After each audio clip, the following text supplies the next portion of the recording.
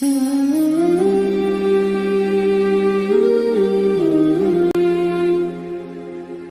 پیارو، سکون، چین، اطمینان، خوشیاں سب وہ دین میں ہیں۔ آسان آپ کو بتاتا ہوں، دیکھو اعمال زندگی بنائیں گے، اعمال سے حالات ٹھیک ہوتے ہیں، یہ بات ہمیں سمجھنا ہے۔ یہ جو جنید جمشید مرحوم، کیا اختتام اللہ نے اس کا کیا۔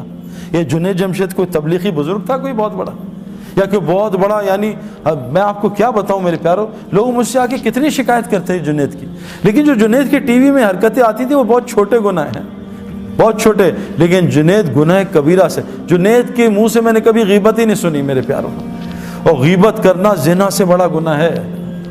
جو آدمی غیبت کرتا ہے، جھوٹ بولتا ہے، اللہ اس کا رزق روک دیتا ہے، تقدیر کا۔ حدیث میں آتا ہے بعض گناہ تقدیر کے رزق روک دیتے ہیں، بعض گناہ ایسے ہوتے ہیں۔ میں نے جنید کے منہ سے کبھی بھی، جنید کے میں کہوں نا کہ جنید یار وہ انضمام تمہارے لیے ایسا کہتا، وہ کہا سعید بھائی صحیح تو کہہ رہا تھا، میں ہے بھی تو ایسا، کبھی اسے ریٹیلیشن میں جواب نہیں دیا کہ انضمام کی ایسی کی تیسی ہے۔ میرے پیارو 4-5 گھنٹے روزانہ اللہ کو بولتا تھا۔ جو مخلوق میں اللہ کو بولے گا، پھر دیکھو اللہ اس کا مخلوق میں کیسا موت پہ اس کا تعارف کراتے ہیں۔ اگر اللہ اس کا تعارف یہیں شروع کر دیتا وہ تو پھٹ جاتا، پاگل ہو جاتا، پتہ نہیں کسی غلط لائن پہ چلا جاتا۔ اللہ نے پوری دنیا کو دکھایا، دیکھو یہ ناچنے گانے والا تھوڑے دین پہ تھا، تھوڑے دین پہ۔ میں اور جنید جمشید، ہمارا دین تو کمزور ہے، ہمیں کتنے سال ہوئے ابھی، کچھ بھی نہیں، کبھی ہم یہاں غلطی کبھی وہاں غلطی، جیسے بیٹسمین ہوتا ہے نا نیا نیا، کبھی سلپ میں آؤٹ کبھی ادھر آؤٹ، تو ہم تو آئے دن آؤٹ ہو جاتے ہیں۔ ذرا سی لڑکیاں آ جائیں تو آنکھیں آؤٹ ہو جاتی ہیں، ذرا سا ماحول غلط آئے تو کان آؤٹ ہو جاتے ہیں، ذرا سا ماحول آئے کبھی زبان آؤٹ ہو جاتی ہے۔ ہم تو ڈیلی ہماری گلی اڑتی ہے، لیکن اس ٹوٹے پھوٹے دین پہ اللہ نے پوری دنیا میں جنید کے نام کو زندہ کیا، اور اس کی حیاتی میں لوگ کم ہدایت پہ آ رہے تھے، اللہ نے اس کی موت سے لوگوں کو زیادہ ہدایت دے دی۔ میرے پیارو اعمال سے دنیا بھی بنے گی، اور جنید جمشید کی دنیا ختم نہیں ہوئی۔ میں جنید کو جانتا ہوں 90s سے نا، جنید کیا صرف پاکستانیہ میں جو اردو جانتے ہیں، جنید کو ویسٹ میں مشہور تھوڑی آدمی تھا۔ ہمارا تو انٹرنیشنل سپورٹس ہے، انگلینڈ، آسٹریلیا، ہر جگہ انضمام الحق کا نام بہت زیادہ ہے، کیونکہ انٹرنیشنل سپورٹس ہے نا۔ یہ تو نعت اور یہ گانے جو سب پاکستانی اور جو اردو جانتے ہیں، لیکن میرے پیارے دوستوں، اللہ نے اس کی آخرت بھی بنائی، اور دنیا اللہ نے اس کو وہ عطا کی جو جنید کی سنگنگ میں اس نے خواب بھی نہیں دیکھا تھا۔ 100 سے زیادہ دکانیں تو اس کی پاکستان میں ہیں۔ حج پہ جاؤ تو جے جے جے جے جے جے، جہاں جاؤ جنید جمشید۔ جنید جمشید کو شوق تھا، وہ دعا مانگتا تھا اللہ میرے پوری دنیا میں نام مشہور کر دے، اور میرا موت پہ بھی نام مشہور کر دے۔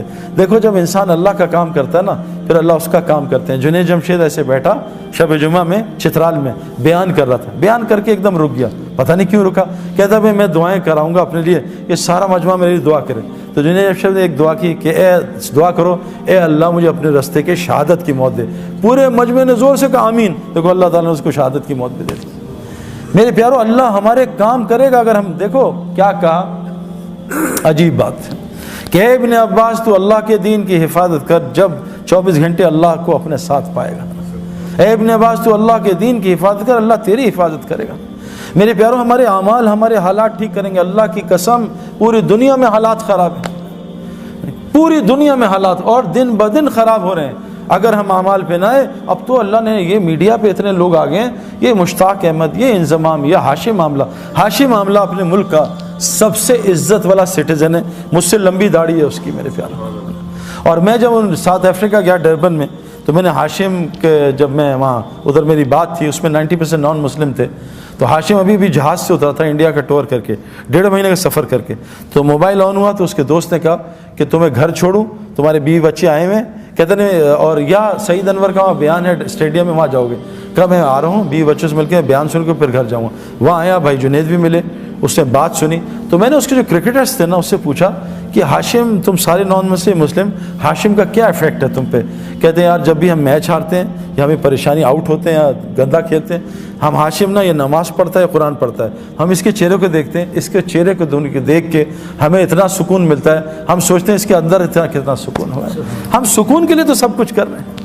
او بھائی مسجد، مچھلی کا سکون پانی میں ہے، مسلمان کا سکون مسجد میں ہے، یہ کہاں باہر تلاش کر رہے ہیں؟ وہ عارضی سکون، ٹیمپرری، نشہ کیا ٹیمپرری سکون، پھر پریشانی، دوائی کھائی نیند کی ٹیمپرری سکون، پھر پریشانی، یہ سب آرٹیفیشل ہے۔